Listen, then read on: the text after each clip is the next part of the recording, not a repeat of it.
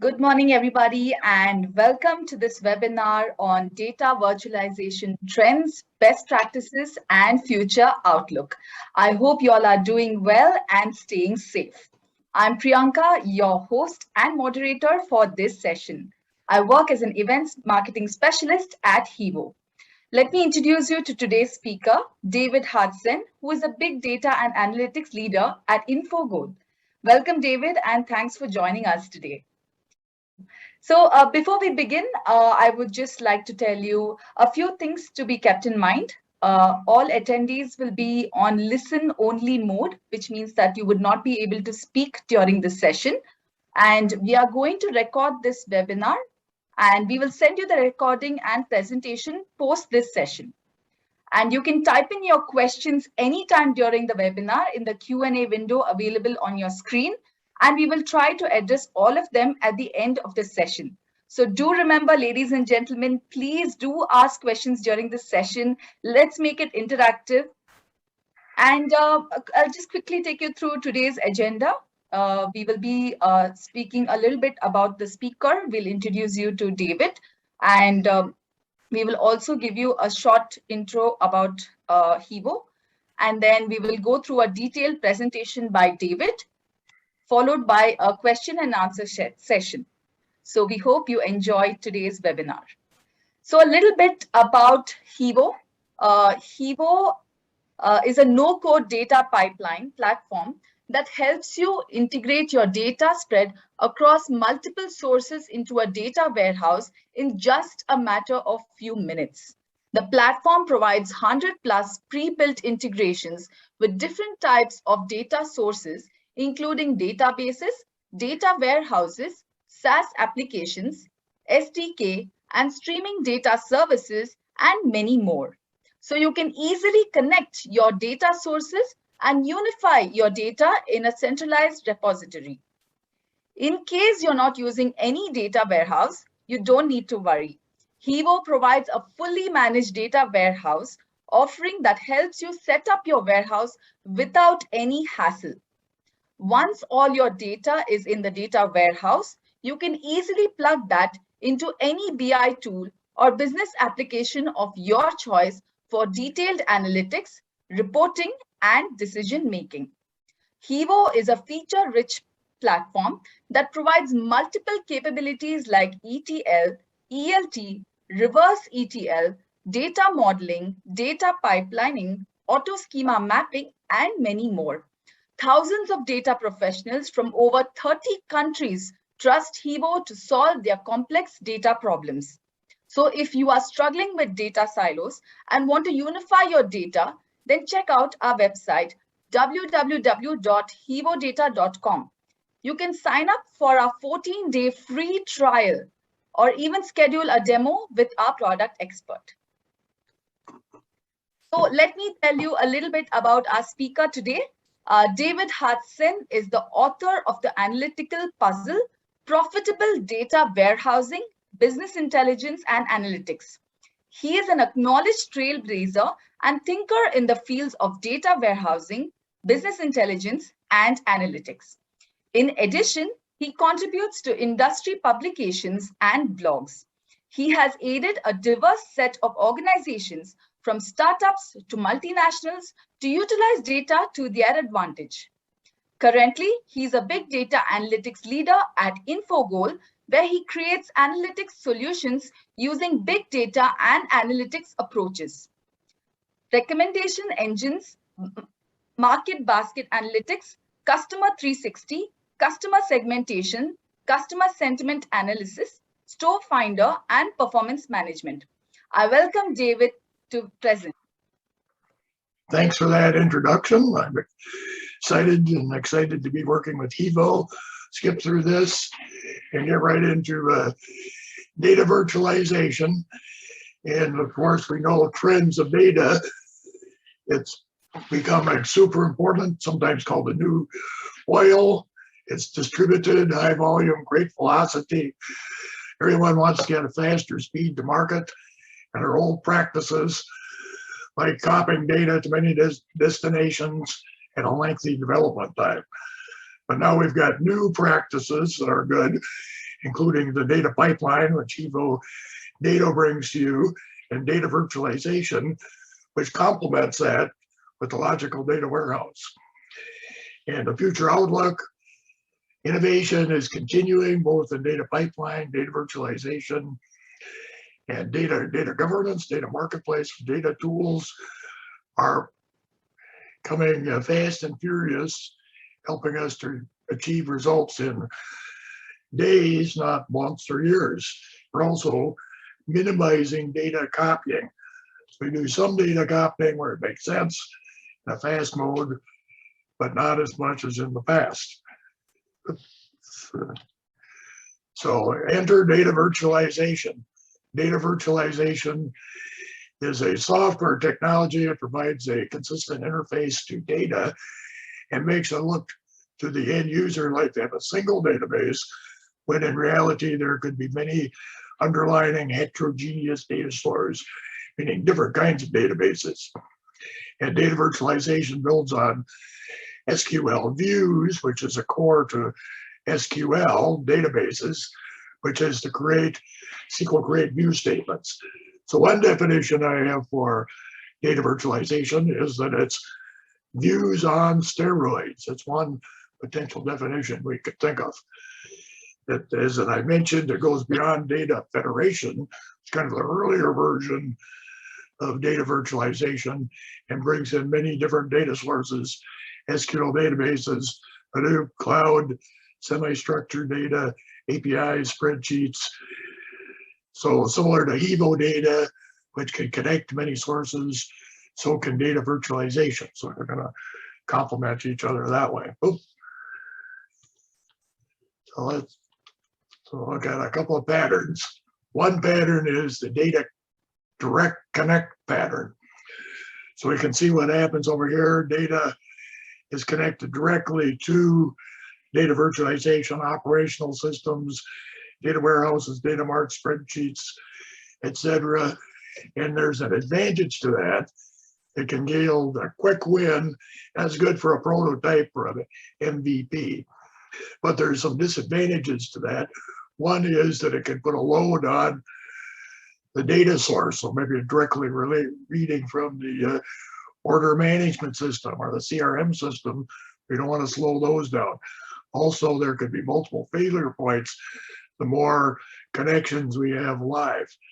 And finally, many of these sources, if they're not a data warehouse or data lake, are going to lack history. So that's a gap that you would have with a direct connect pattern. And I'm going to show you more about this layered structure data virtualization in a moment or two. Next, we'll look at a second pattern, the data pipeline with data lake pattern. In this case, the data virtualization tool brings in, we populate data using a data pipeline, such as a Hebo, populating a data lake, or a fast populated data warehouse, and then we connect our data virtualization to that. And advantages of that, the data is gathered at a single point or fewer points. We've got history, which is good for trending analysis. We're protecting the source systems, not putting load on our systems we need to run our organization, and we can flexibly combine data. But disadvantages, we need to get that data pipeline and data lake in place. However, that is proving to be much simpler today than the past with modern technologies. So let's introduce data virtualization in the logical data warehouse. So logical data warehouse is a term brought forth by Gartner. And what they're talking about there is a data warehouse. It's not necessarily a single physical database, but instead you use data virtualization to present a view that looks like a data warehouse.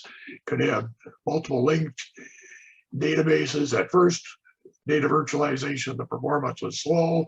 Now it has been optimized. I'll explain how that works. And that's one of the big concerns that people have brought to me over the years, worried about the performance of data virtualization.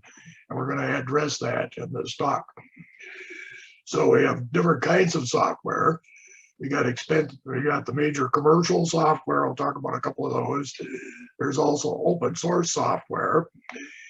And then the earlier versions, we had the data federation software, which was built right into databases like SQL Server, Oracle, and Postgres. They have link server or foreign data wrappers that can be used, but they're not as performant as the newer optimized data federation. And it's been recognized by Gartner, Forrester, and other consulting organizations to produce a high ROI for those companies that are investing in it. And pretty much now, data virtualization is one of the main tools in the toolbox, along with the data pipeline, databases, change data capture, and so forth, that's got its place at the table to be used in appropriate technology in place. So some questions you might have are, what is the sweet spot for this technology? In other words, what's the best problem that we can solve with this? How does it work? Who's using it? Of course, it's everybody. What data can this access? We'll get into that. How can it have good performance? One of the top concerns. How can we protect our data? And finally, how can we get started? Let's dig into that. So the sweet spot for data virtualization is really read-only data where we want to get a fast time to market, and it can be synchronized with the source data and then produce a virtual database that looks to the end user like a real database accessed through common access protocols like JDBC, ODBC, etc. And uses there would be to combine data into logical data warehouse from many sources. You can also produce a subset of data, a virtual data mart, say a database that just addresses data science or marketing, that kind of thing. It can also be used for services such as microservices, which can show data on the web, for instance. It can have data that brings in data from the cloud, one of the trends, data brought in through the data pipeline. So keep that in mind, real-time data and the limitations. It's not therefore updating the source systems. We can have history, but the history depends on the history being in the data that's being accessed, such as a data lake or that data warehouse.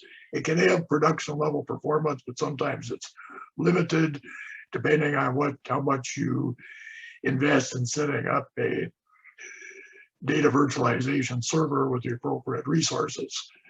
And again, have system of record contention, as I mentioned, that correct connect pattern can have that issue. So we need to keep that in mind. So I've got some strengths and weaknesses. Hardware costs, it's got strengths, weaknesses. Hardware costs are reduced by avoiding duplication. We don't need to make multiple copies of databases, but we do recommend there be a server to support this database or data access method. We got software cost, storage cost.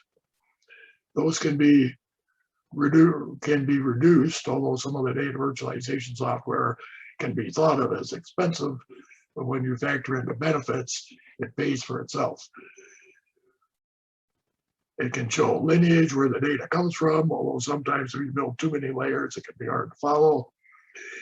ETL can be reduced because we're not moving data into so many different copies of the data.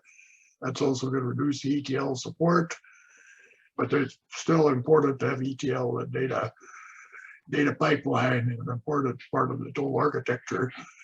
Query can be optimized across multiple data sources, and we require fewer physical databases, as I mentioned, and you can have a virtual data modeling tool for modeling the data virtual databases.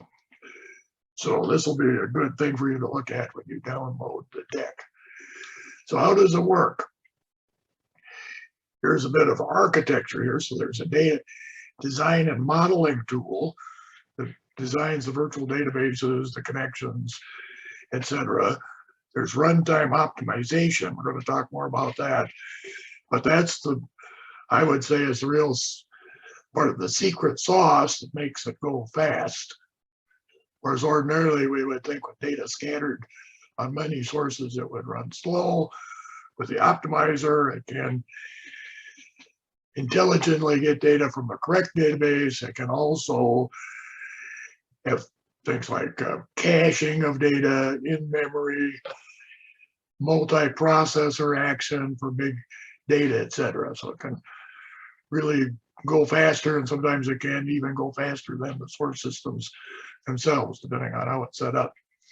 Then we have data source access, which would include connectors, operational systems, data warehouses, and there would be the expected formats, databases, SQL Server, Oracle, Postgres, the Hadoop, NoSQL databases, etc. We have data consumption access, where then we can remodel our views, unite those views, make them available as virtual databases so they can be consumed by BI analytics, reporting, transactional systems, data science, websites, whatever we need.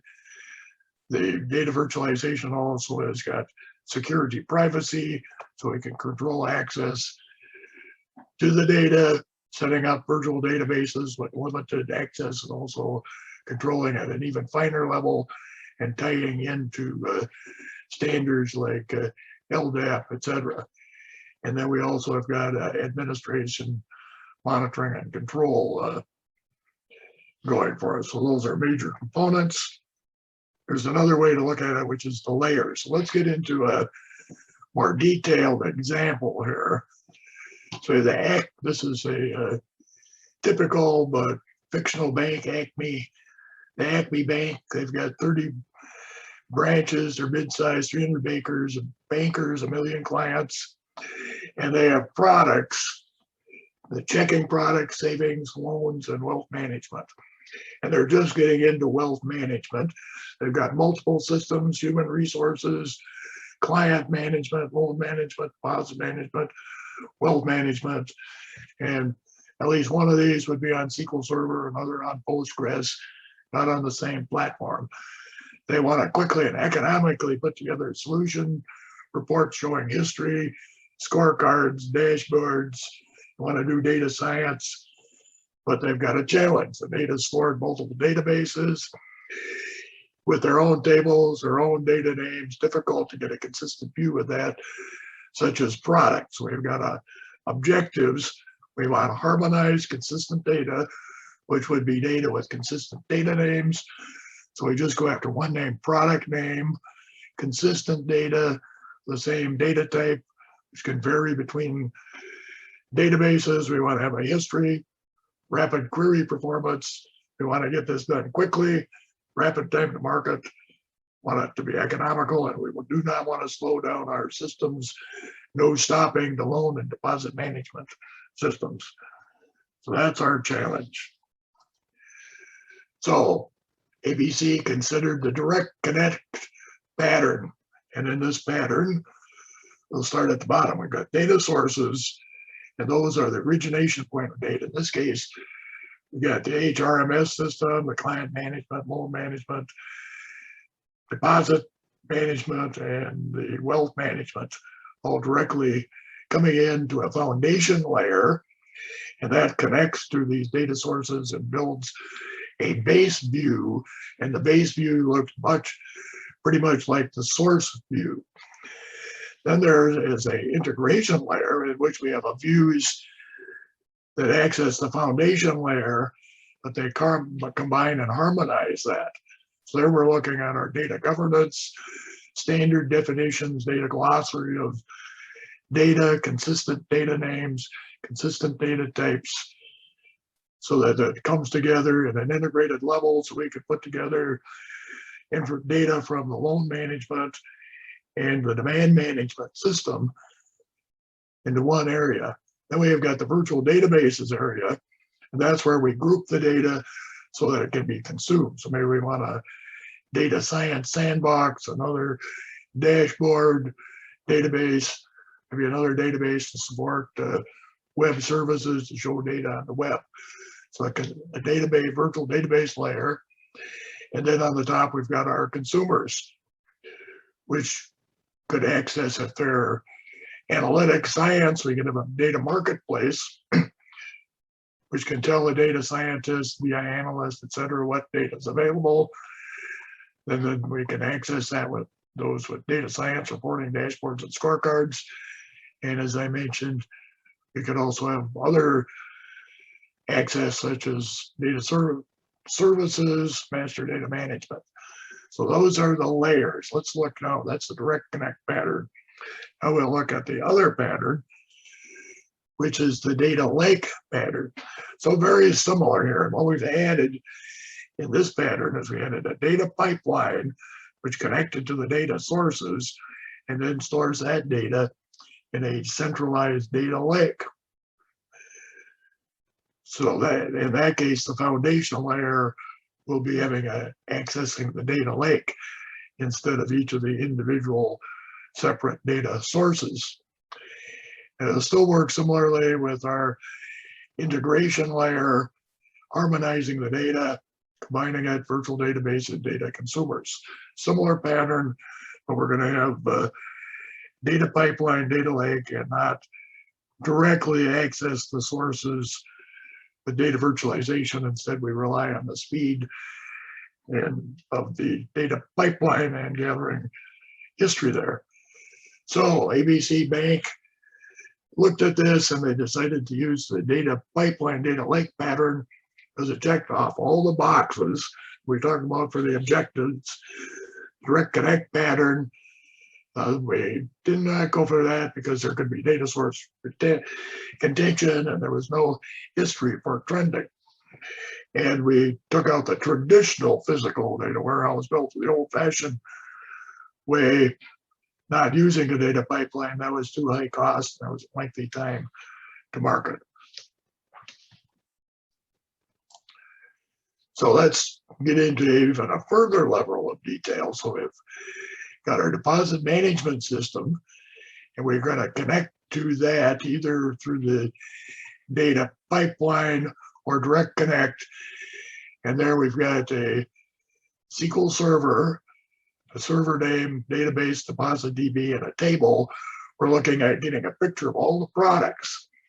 So here's the product table over here in the deposit management system. I have things like checking account products, savings account products. So we have that. Now let's look at the next page. We want to look at the loan management system. So we also want to get the products from there. And the loan management system, it's in Postgres. And instead of product table, it's got a loan type table where there would be direct various kinds of loans there, but they're each products of the bank. So let's look at how we can put that together. To a virtual product view. So we have our data sources from both. There's connection to the system. We have a connection, either direct connect or we'd have our pipeline connect to it and copy that to the data lake. Then we would have a base view, and that was at the foundation layer.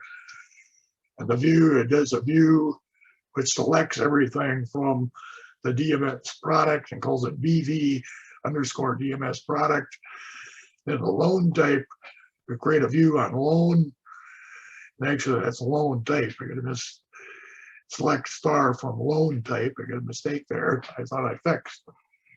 So we have a base views of the deposit management product, base views of the loan type. Then we create an integrated view on that integrated layer, which selects data from the base view of product and the base view of loan type and uses the union all. So this is a SQL view-like approach. And then finally, the analyst will be able to select star from the integrated view.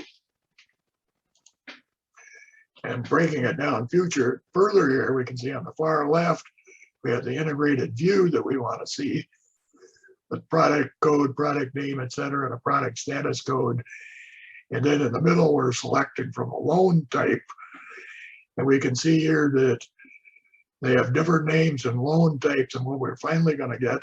And we can also put in some constants. We have infosys code, which is the system where the data came from. So we plug in LNS there, product category is loans, and all products are active there. So we say the product status is active. And then we have a union all, selecting from the base view from the deposit management system. And there we get the same things lining up to the end. And we can have a case statement. So product status in the DMS is 0 for pending, 1 for active, and 3 for closed. Use the case statement to put a common view on that. So you're getting the idea here that we're building an integrated view, standardizing data values, data names. And we go to the next page, you can see here's a example where we've got data from product, data from loan type, that comes together and produces a combined list with standard names and codes that the end user who's querying this can see. So we integrated it, and then we could put that integrated view of product and make that available in various virtual databases, data marts, etc. So in summary, we had a challenge data for our bank, data in multiple databases, each with its own data names, data types, difficult to get a consistent view. We wanted to get harmonized data history, rapid performance, quick implementation, no slowdown. So ABC decided to go with that data lake pattern, did not do the direct connect, and ruled out physical data warehouse using old technology, not ruled that out right away, didn't meet a number of its objectives, including rapid, quick and economical implementation. So he was using data virtualization. Data virtualization has become one of the main tools, right up there with data pipeline, with change data capture, etc., BI tools. So virtually every major company is using data virtualization to some degree. So how can we get this good performance? And the answer is the data virtualization server cluster, which includes optimizer. And an optimizer is like a database on top of our database. So it is accessing the component databases and issuing select statements to those and building the most optimized statements. And it's also looking at rules. So they call push down queries, which allows the source databases to do work. Can have multi-threaded parallel processing where we can have a cluster and do queries in parallel. It also use constraint optimization, in-memory processing, caching. So what caching means is is that data is brought into the source and put into either a local database at the data virtualization server or in memory. So all that can serve to make this very quick, and sometimes it could be even faster than the underlying data sources, depending on how it's set up. So that is a very good win. So it also includes the privacy features tying into standards, so authorization, authentication, managing data at rest, data in flight, works with standard and protocols such as LDAP, single sign-on with OAuth and SAML, multi-factor authentication. And also it's good because we can break the data, virtual databases up into smaller databases with just the tables and data that particular audiences need. So that gives us a schema or subset based as well as role based. We can use our views and restrict data in that way. So that's also a good feature.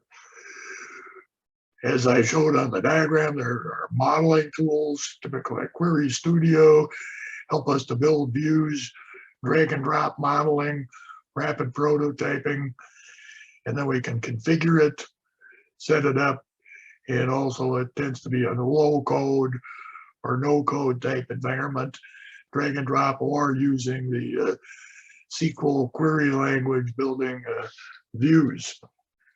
And it could be a different view that directly goes into the data virtualization.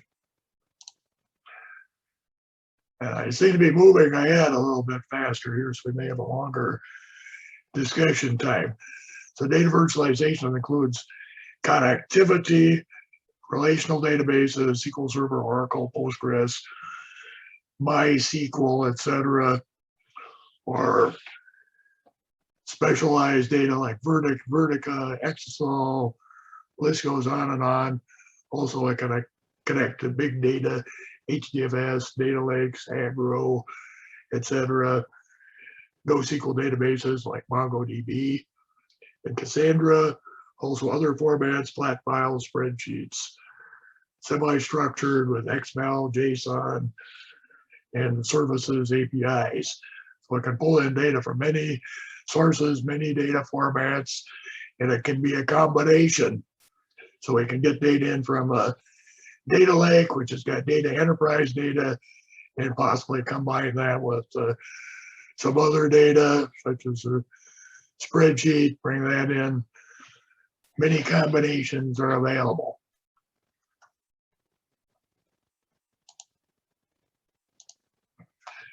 And here's some of the data sources. You know, it's got to have a logo page showing all the many data sources.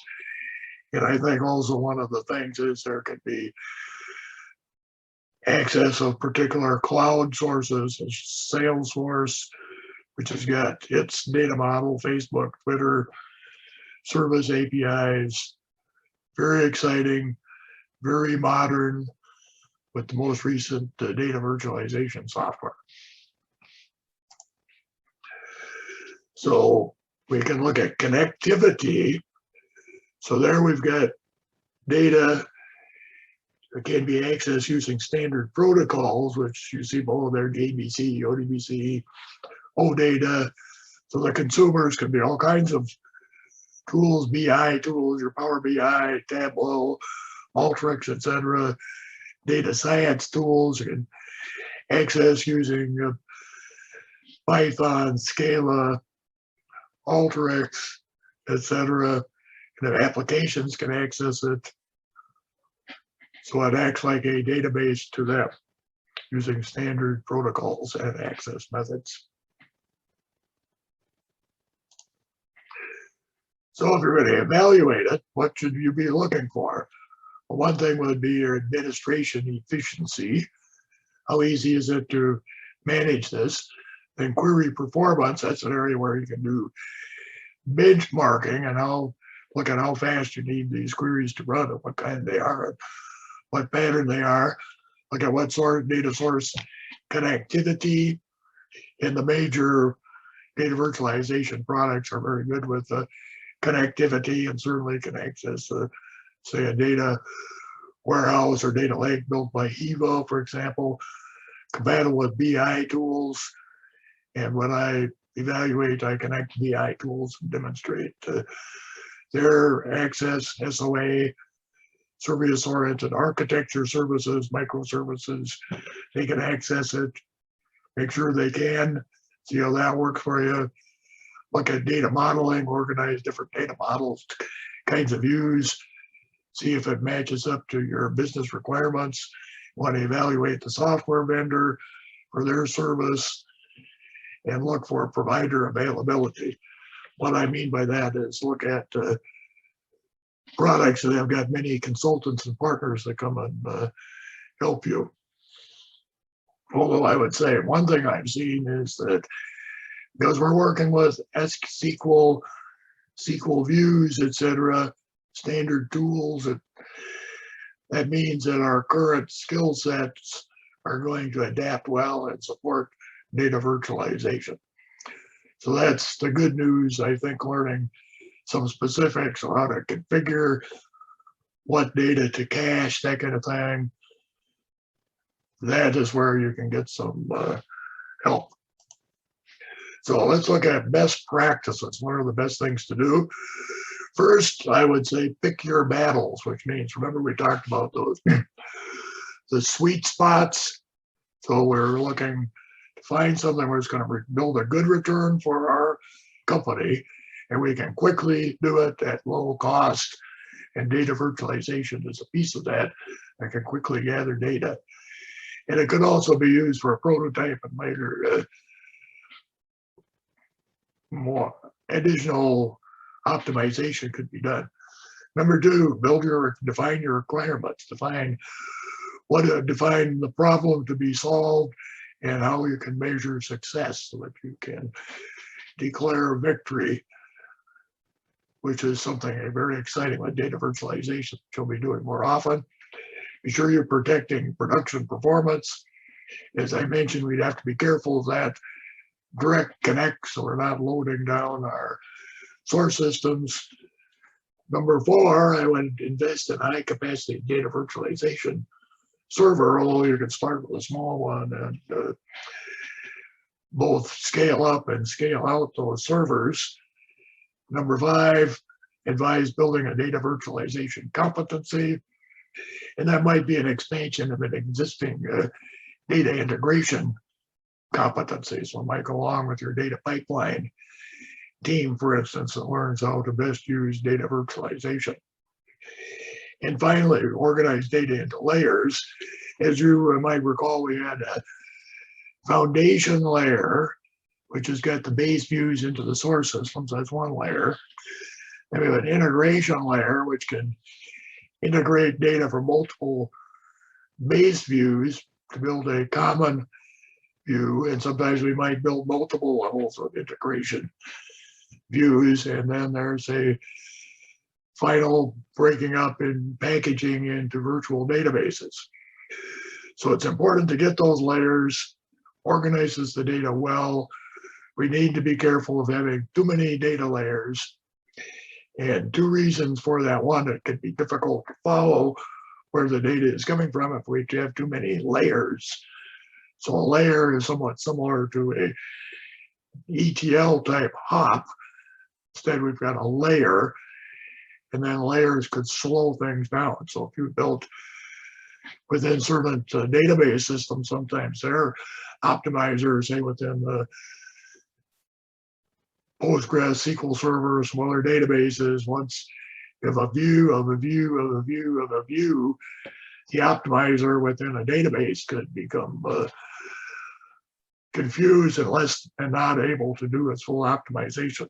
So it's important to get the right number of layers to manage the complexity and performance at the same time.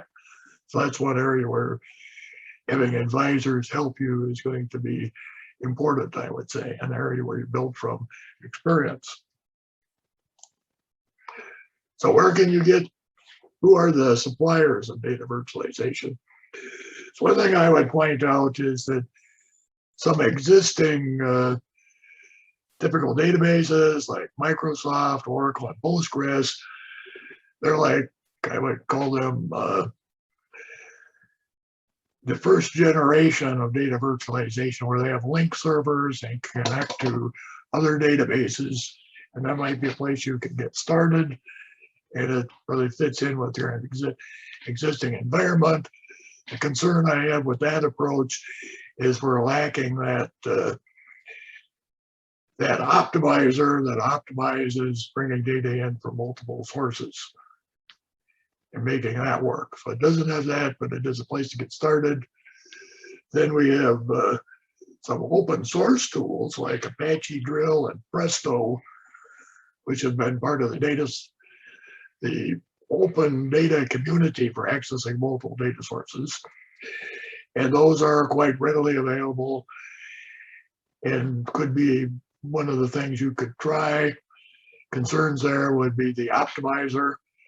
Then we get into the next generation, which came up, which would be the Denodo and TIBCO, two very good data virtualization products working with on-premise as well as cloud data, multiple formats, good optimizers, good products.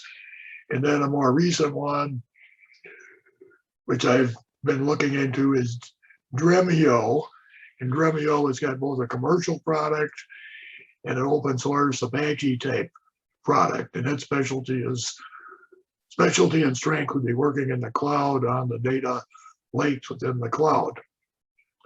So very good performance, and it does include a good optimizer as well with multi-processing in memory, etc. So I would group Dremio, Denodo, and TIBCO together, and I think there's others that you might look at as well. I'm not partnered with any of these particular systems on this page, but just highlighting some that I've had experience with. Then the next page, there's a wealth of ways you can learn about it. Talk to the industry analysts, consultants, the software vendors will help you. They've got training materials.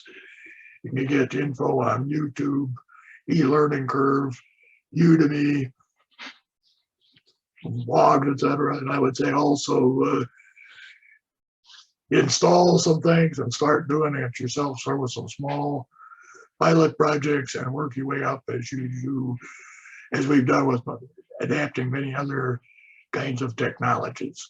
So many ways to learn about data virtualization, and getting resources from outside, plus doing it yourself.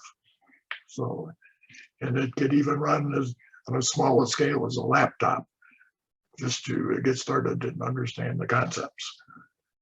So dig in, try it out, get some success under your belt. So thank you for joining me. And I am going to turn it back to our moderator.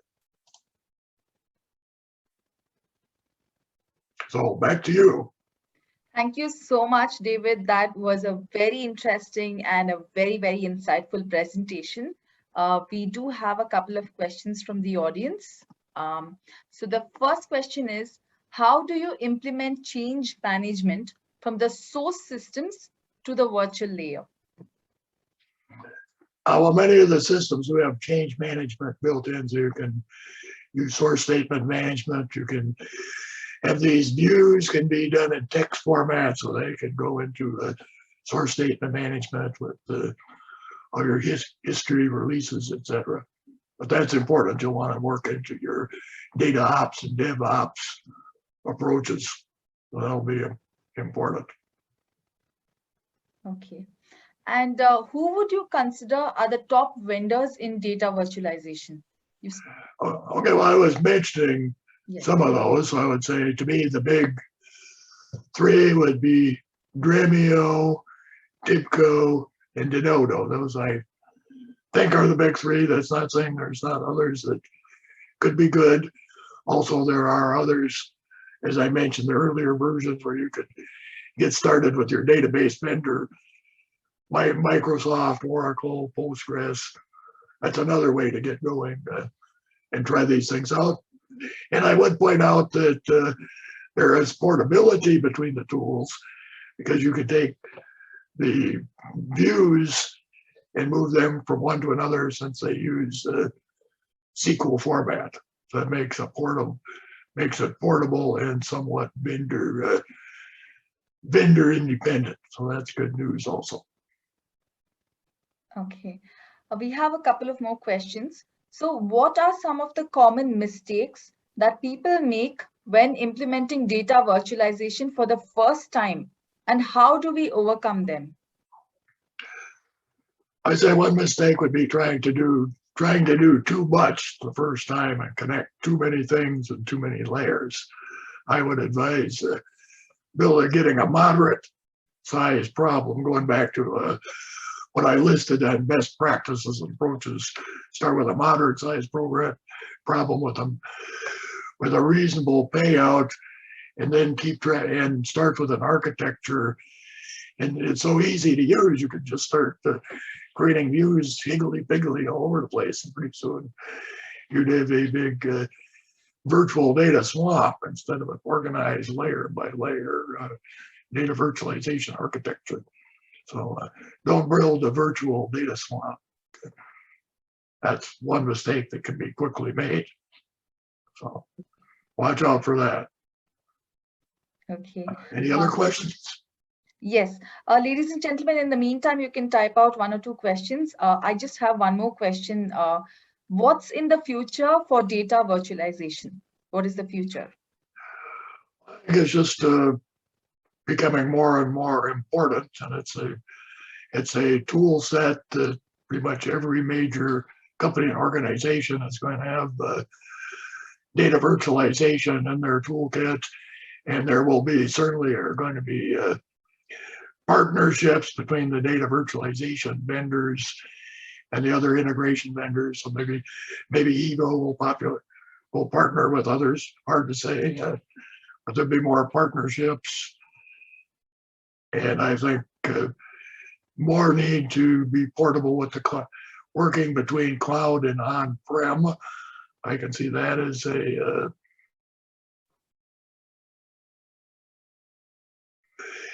support. Ooh.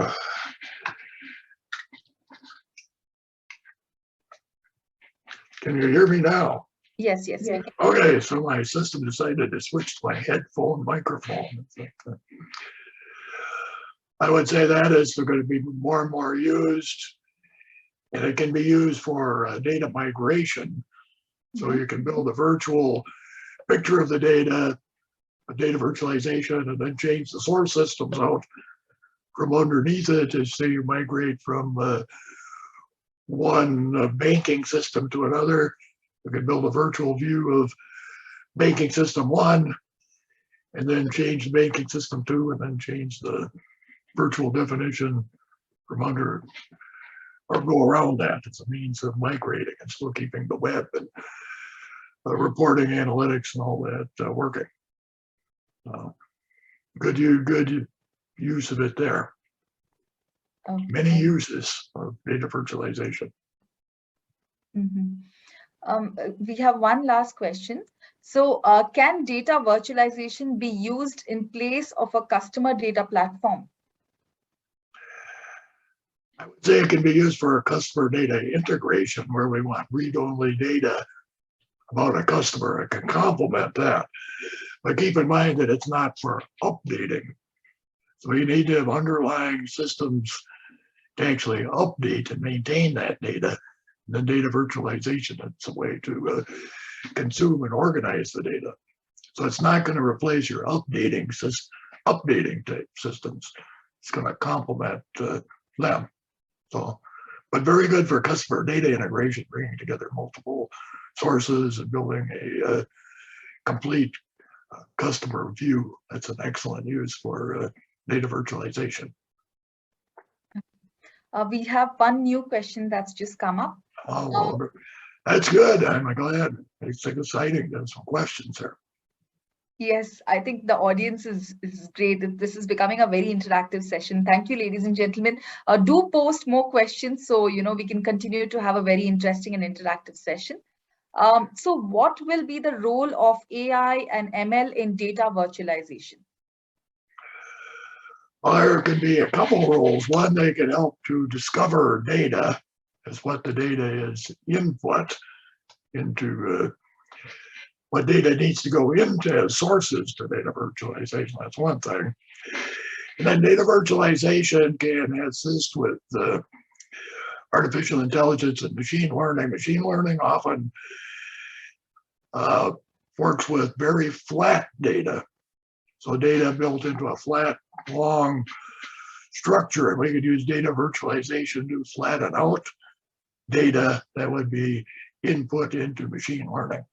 So maybe we have data about a customer, which might be 20, 30 or more tables in our CDI system, and we flatten that all out into one big, long virtual table that could go into the machine learning algorithms. And then machine learning doesn't need to do as much data munging, as they call it. So that's another role for it. Okay. Ladies and gentlemen, if you have any more questions, you can post them now. We'll give it another 5 or 6 seconds. We'll wait for your questions. Okay. I'll feel free to contact me. I'm on LinkedIn. Send me more questions. Always happy to talk data virtualization. Very exciting topic. So thank you, David. Thank you so much for for the presentation today and for participating as a speaker, and of course for sharing your insights with the audience. So thank you very much for that. And I also thank all the attendees. Thank you for joining us today. And if you have any questions or if you have any feedback about this webinar, then please write to us at events@hebodata.com.